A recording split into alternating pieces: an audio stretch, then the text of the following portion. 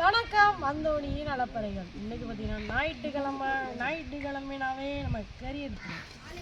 பாருங்க, கொஞ்சோண்டு கோழிக்கறி எடுத்தாச்சு. இது பார்த்தீங்கன்னா இறால் எடுத்து கடைக்காரில் கொண்டு மரிதாஸ் விற்றுட்டு மிச்சம் கொஞ்சோண்டு தான், ஒரு 1/2 கிலோன்னு தான் இருக்குது. இது நம்மளுக்கு எடுத்துகிட்டு வந்திருக்கான். இதை நம்ம என்ன பண்ண போகிறோம்னா, இந்த இறாலை உரிச்சு போட்டு கிரேவி வச்சுட்டு இந்த கறியை வந்து உப்பு கை போட சொல்லிட்டாங்க. போட்டு தான் சோறு இன்றைக்கி சாப்பிடுவோம். இறால் கிரேவி எப்படி வைக்கிறோம், நம்ம ஊர் ஸ்டைல் உப்பு கறி எப்படி வைக்கிறோன்றதை வீடியோ முழுசாக பாருங்க.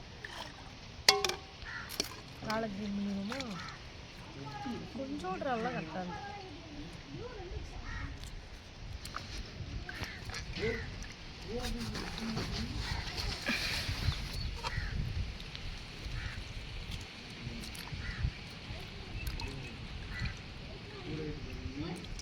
கையால் எடுத்தாலே அது படுக்கில் வந்துடும்.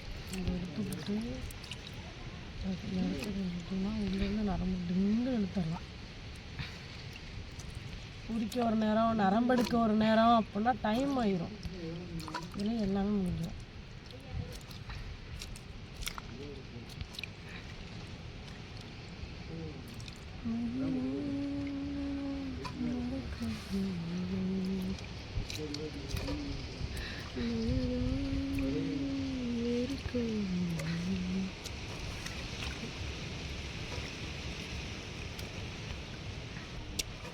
நார்மலாகவே கடற்கரைக்கிட்ட ஏரியா ஒரு உண்மை சொல்லவா, நேற்றுக்கு நீ பரவாயில்ல. நேற்றுக்கெல்லாம் இல்லை, முந்தானத்துக்கு நேற்று பரவாயில்ல. சாயல்குடி போயிருந்தேன்ல, அன்னைக்கு 3 நாளாக சாயல்குடியிலேருந்து வேலை எடுத்து வளைஞ்சிருக்கேன். அதெல்லாம் மாடி பயங்கர வந்து உங்கள் அண்ணன் ஒரு மாதிரியாக இருந்தாங்க. கடையில் நிப்பாட்டி ஜூஸ் வாங்கிட்டு சொல்கிறாங்க. சீக்கிரம் நாளைக்கு கார் எடுத்துட்டு பொழைக்க முடியாது, அவ்வளோ வெயில் அடிச்சு. இன்னைக்கு பரவாயில்ல சொல்லப்போனால் வெயில் இருக்கு. இன்னும் கடற்கரை ஏரியாவில் இருக்கிறதுலாம் கொஞ்சம் வெயில் அதிகமாக தான் இருக்கும். ஏன்னா கடல் வந்து சூடு வெக்க தான், கடற்கரைகளும் செம்ம வெக்கையாக இருக்கும். இந்த வெக்கெல்லாம் இங்கே ஆகுமா இல்லையா, பக்கத்துலலாம் இருக்கு. அவ்வளோதான், அதனால் ஆஞ்சாச்சு. மண்டே கிரேவி பார்க்க பார்த்தா தோப்புக்கு உரமாக்கி அது உரமாக விட்டுண்டா. நாளைக்கு என் பிள்ளையவாது தேங்காய் திங்கும்லடா. பரவாயில்ல, உன் நாளைக்கு திங்கிறேன்னு சொல்றிய, நான் இன்னைக்கு சாப்பிட பிள்ளையும் திங்க, உன் பிள்ளையும் திங்கும்ல. உன் பொண்டாட்டி வந்து 2 பறிச்சுக்குவான்ல. உங்கள் தங்கச்சி என்ன? சரி, ரைட், ஓகே, பிரச்சனை இல்லை. நான் எத்தனை சொல்லிட்டேன், நீ எவ்வளோ கட்டினாலும் எனக்கு தங்கச்சி தான். எனக்கு தங்கச்சி இல்லை, மக்களே எனக்கு தங்கச்சியே கிடையாது. நான் தான் எங்கள் வீட்டில் 2வது பொம்பளுக்குள்ள முடிஞ்சிட்டு, அதுக்கப்புறம் பசங்க தான் இருக்காங்க. என் தங்கச்சி ஒருத்தி இருந்தால் அவளும் இறந்துட்டா. திரும்பலாம் அதை பேச கிடக்காத, அடி வாங்கிடுவேன். கோழிக்கறி ஃபஸ்ட்டு கழுவிட்டு போயிடுவோம். இது உப்பு போட்டு கழுவணும், நல்லா உப்பு போட்டு கழுவிடுவோம். அன்னைக்கு வீடியோ நவட்டி எடு, போன வாரமா நம்ம கறி சமைச்சது. அப்போ நான் சொன்னேன்ல, கோழிக்கறி கழுவும் போது மட்டும் ஒரு ஸ்மெல்லு வருது அப்படின்னு. அது கமெண்ட் பண்ணியிருக்காங்க. ஏன் மீன் கருவாட்டை விட கோழிக்கறியில் அந்த ஸ்மெல் வந்துருச்சு, தாங்க முடியாத ஸ்மெல் அப்படின்னு. மீன் கருவாடோட பக்கத்தில் படுத்து கூட இருந்துச்சுலாம். கோழியை வெட்டுற ரத்தத்துக்கிட்ட நீங்களாம் படுப்பீங்களா? படுக்க முடியாது, உட்கார கூட முடியாது.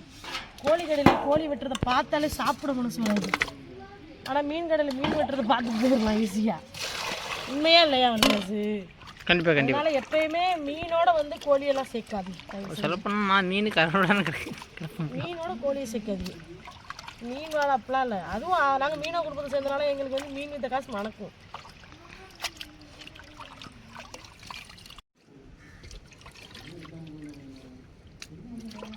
இந்த இறால் எனக்கே காணாதே, மோந்து ஒத்தவே காணாதே. வழியில் தம்பி நிறைய பேர் இருக்கோம், ஷேர் பண்ணி தான் சாப்பிட்றாங்க. கிரேவி தானே, ஆளுக்கு 2 வச்சு கிரேவி எடுத்து வச்சு வேறு கறி இருக்குல்ல சாப்பிட்றேன். இறால் ஒரு 8 கிலோ இருந்துச்சு, சரியா? 8 கிலோ கொண்டு விட்டுட்டு வந்துட்டீங்களா? அப்புறம் அவ்வளோ பேர் வந்துட்டாங்க. மறுவா அண்ணன் தம்பி பிளான் பண்ணுறாங்க காலையில் கடைக்காரில் விற்கிறதுக்கு. நான் சொல்கிறேன், என் வீட்டுக்கு 2 கிலோ எடுத்தாங்க அப்படின்னு. அது எப்படி வீட்டுக்கு தராமல் இருப்போம், அதெல்லாம் கொடுத்துருவான் அப்படின்னு பிளான் என்ன பண்ணல. கொடுத்துருக்காங்க. ஆளுக்கு நிறையா வந்துடுச்சு. அதோட சரி யாரும் ஏமாந்து போயிடக்கூடாதுன்னு சொல்கிறாங்க, கொடுத்துட்டு வந்துட்டாங்க. பிள்ளைங்க இறாலுக்கு ஆசைப்படும். ஸ்கூலுக்குலாம் இறால் பொரிச்சு கொடுத்தா நல்லா சாப்பிடுவாங்க. நேற்றுனா இறால் பொரிச்சது சின்னதுக்கு 4 தான் சாப்பிட்டுச்சு, வேறு யாருமே சாப்பிடல. இறால் விரும்பி சாப்பிடுதுங்கல்ல, பிள்ளைகளுக்கு கொடுக்கணுங்களா? சொல்லிட்டு திங்கக்கிழமை எடுத்துரும். எடுத்துட்டு வந்துடும். திங்கக்கிழமை எனக்கு டயட் வந்து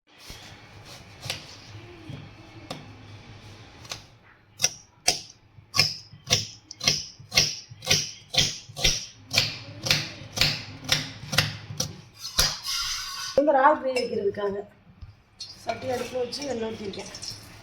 கிரேவியை தாளித்து இறாலை போட்டுட்டு அந்த அடுப்பில் மாற்றிட்டு இந்த வைக்கிறேன். வா வா வா.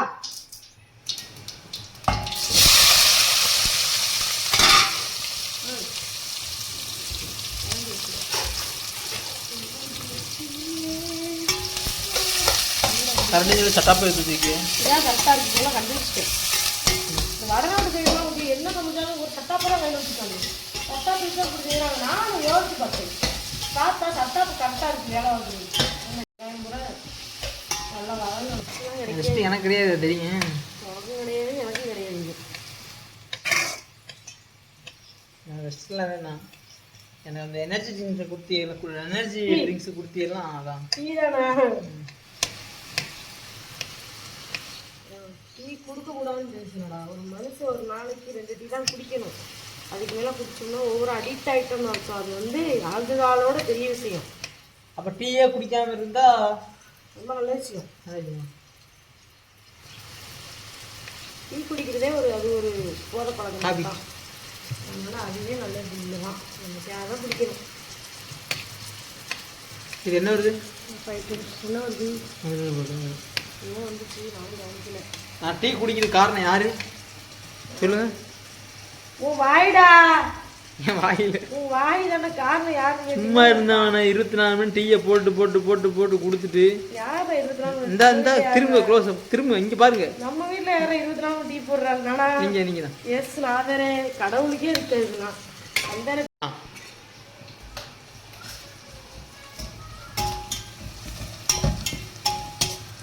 கருவேப்பிலையும் பச்சை மிளகாவும் போட்டு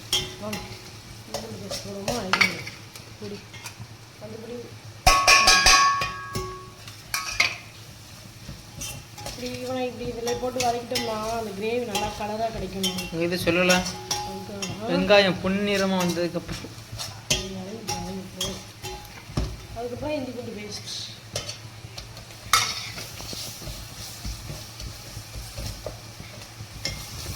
இஞ்சி பூண்டு பேஸ்ட் நல்லா வதங்கணும்.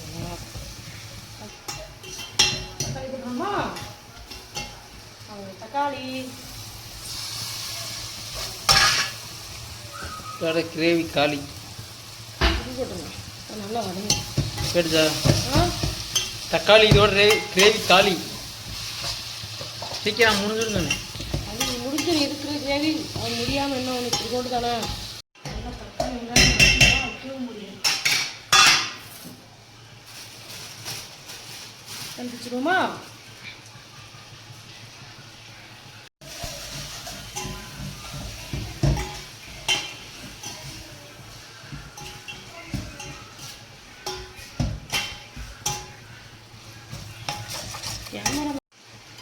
தயிர்லாம் இருக்கு.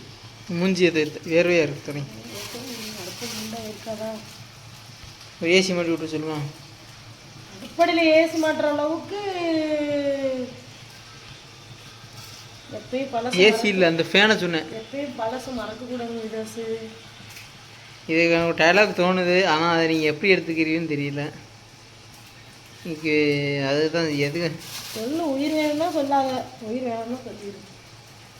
இல்லைடா நீ தான் தைரியமாக வச்சு சொல்லு. பழசத்தான் எல்லாரும் தான் மறந்துடுறாங்களே.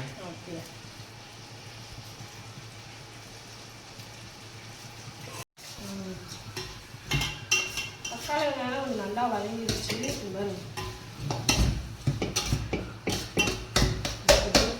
ஒரு ஆளை கொடுப்போம். நிறைய பேர் சொல்லி கொடுங்க.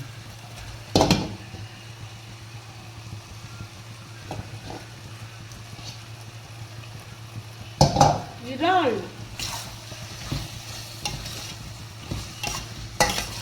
இறாலோட டேஸ்ட்டு தனி ருசியாக இருக்கும். தக்காளி வெங்காயம் வதக்கும் போதே உப்பு போட்டாச்சு. அதனால் அது பார்த்துட்டே போட்டுக்கிறோம். இது அப்படியே மூடி வச்சுருவோம். தண்ணி ஊற்ற தேவையில்லை. இது வந்து வர தண்ணியே கரெக்டாக இருக்கும். அதுக்கு மாற்றிடும். புகரிட்டு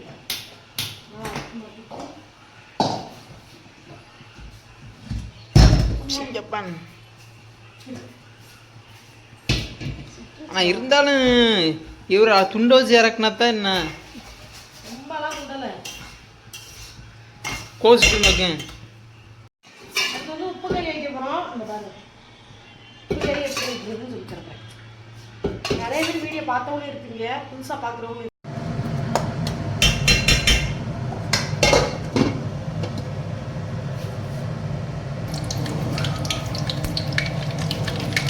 நிறையா போடுவோம். அது மாதிரி வேறு இடத்துல மஞ்சப்பொடி வத்தப்பொடி எதுவுமே போட மாட்டோம். அதனால வத்தல் வந்து நிறைய போடுவோம். அப்போ தான் நம்ம டேஸ்ட் நல்லா இருக்கும்.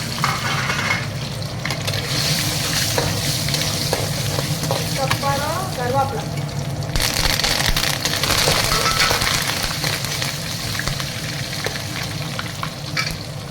அதுக்கப்புறம் கோழிக்கறி,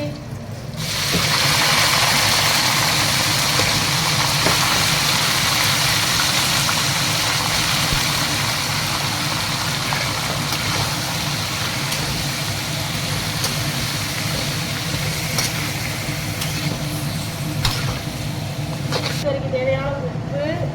எப்பயுமே சொல்லுவேன், உப்பு கறிக்கு வந்து கொஞ்சம் லைட்டாக கூட போடும்.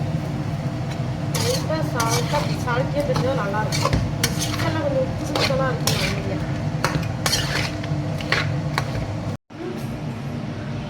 மூடி வச்சிடலாம். கொஞ்ச நேரத்துக்கு தான், அது கொஞ்சம் சூடாகி கொதிக்கிற வரலாம். அதுக்கப்புறம் 10 நிமிஷம் அப்படியே வச்சுருவோம். ஒரு ஆள் என்ன இருக்கும் பார்ப்போமா?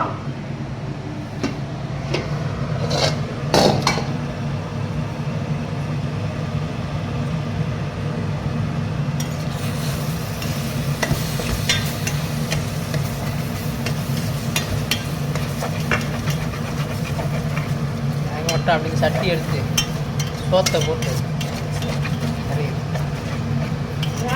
ஒரு கொதியில 4 கடவா எது நண்டு இது எல்லாமே ஒரு கொதிலே வெந்துடும். ரொம்ப நேரம் வெந்துச்சுன்னா ட்ரை ஆயிடும், ஒரு மாதிரி ரஃப்பாயிரும். 4 கடவை எல்லாமே ரொம்ப நேரம் அதனால் கரெக்டாக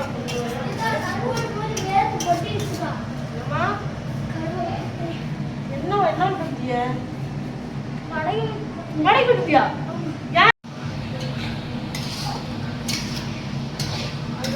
எப்படி இருந்துருப்பாங்க.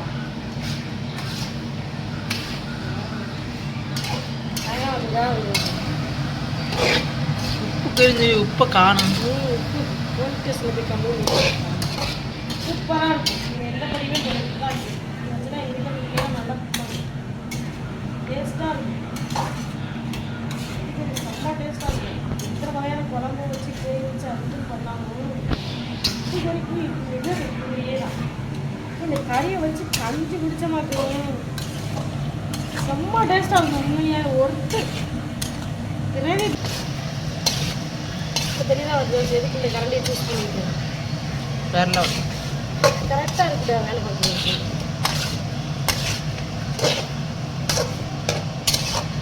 அவ்வளோதான், கறியும் ரெடி ஆயிடுச்சு, ரால் கிரேவியும் ரெடி ஆயிடுச்சு. பார்த்தீங்கன்னா தயிர் 1/2 லிட்டர் தயிரை ஊற்றி உப்பு போட்டு கலக்கி வச்சுருக்கேன். இப்படி தயிரை ஊற்றி தான் சாப்பிடும்.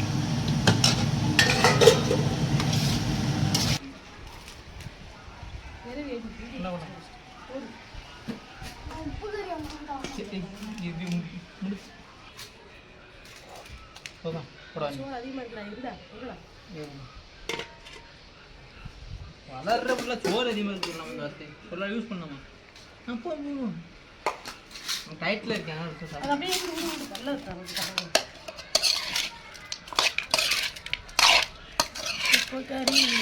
அப்போ இந்த அந்த எலும்பு பார்த்தீங்கன்னா லெக் பீஸாக எடுத்துவீங்க. சாரும் எடுத்து பொண்ணு போகும் கிரேவி 2000 அதுக்கு வந்து ஒரு ஆள் கிரேவி. இதில் நிறைய பேர் இருக்கும், அதனால ஆளுக்கு 2 தான். எல்லாருக்கும் ஒரே மாதிரி தான். இந்த தயிர் பண்ண ஊற்றுங்க. அது இந்த மலைச்சாரல் மாதிரி அப்படி மேலே ஒன்று பரப்பரன்னு ஊற்றிங்க. போகும். சரியா கேட்க வேண்டியது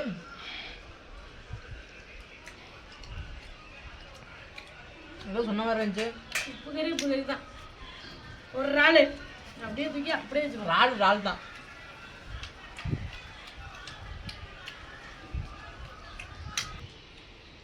சொல்லுமா சொல்றா. அதான் சொல்றாருப்பா, நீ ஏன் சொல்லிடல அவ்வளோதான். தேவிக்கான் தயிரோட கறிக்கான் மொத்தமாக அடிக்க வேண்டியதான். தயிர் இருக்கான் அட்டகாசமாக இருக்கு. இன்னைக்கு வந்து மரியாதைக்கு பிடிச்சமான சாப்பாடு கரெக்டா? நாளைக்கும் பிடிச்சமான சாப்பாடு, இன்னைக்கும் பிடிச்சமான சாப்பிடலாம். நாளைக்கும் அதே நாளைக்கு அதே மாதிரி எடுத்து வச்சுருக்கோம். சூப்பராக சாப்பிட்டாச்சு. சின்ன பிள்ளைங்கலாம் சூப்பிட்டாங்க. அவங்களாம் சாப்பாடு கொடுக்கணும். நல்லா இந்த வீடியோ முடிச்சிருக்கோம். வீடியோ பிடிச்சதை லைக் பண்ணி ஷேர் பண்ணி கமெண்ட் பண்ணி மறக்காம வந்து சப்ஸ்கிரைப் பண்ணிடுங்க. மீண்டும் பாருங்க பாருங்க எப்படி விடுறாங்க. கையை பார்க்க மாட்டாங்க. நாங்கள் கூட படுத்துறோம்.